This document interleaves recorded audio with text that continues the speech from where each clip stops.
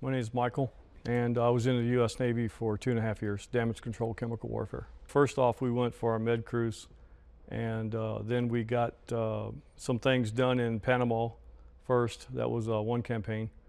Second campaign, we went to Libya, where we did some stuff there, and then obviously Kuwait was invaded while we were out there.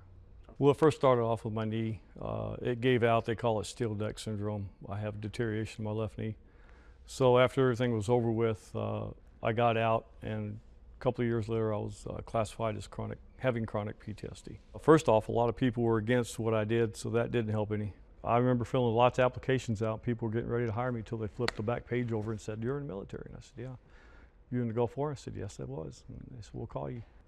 And nobody would ever call, and just a lot of people were totally against the war. You know, I got a lot of people that talked down to me quite a bit. You know, it was pretty difficult. And I would wake up in cold sweats, you know, just screaming or something and yelling. And I drank quite a bit, actually. I was drinking about 3 6-packs of beer, along with whatever else you put in front of me, and smoking quite a bit at the same time. And I knew something was wrong, but wasn't quite sure what. I experienced a lot of road rage, getting angry for no reason, getting sad for no reason, crying, you know, waking up, like I said, thinking somebody was going to attack me. I hated nighttime, couldn't stand it.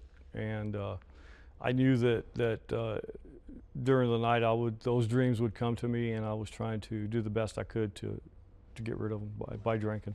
I don't like nighttime still. I don't like it. I sleep in the middle of the bed, blinds are closed, and that's it.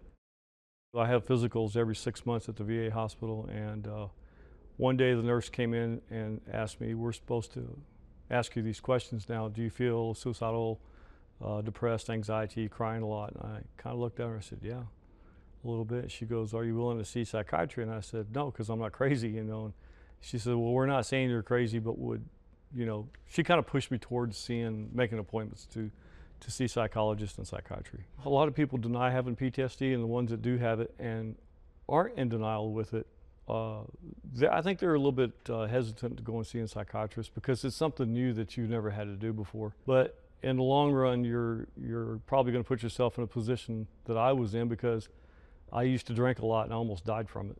So I think anybody out there who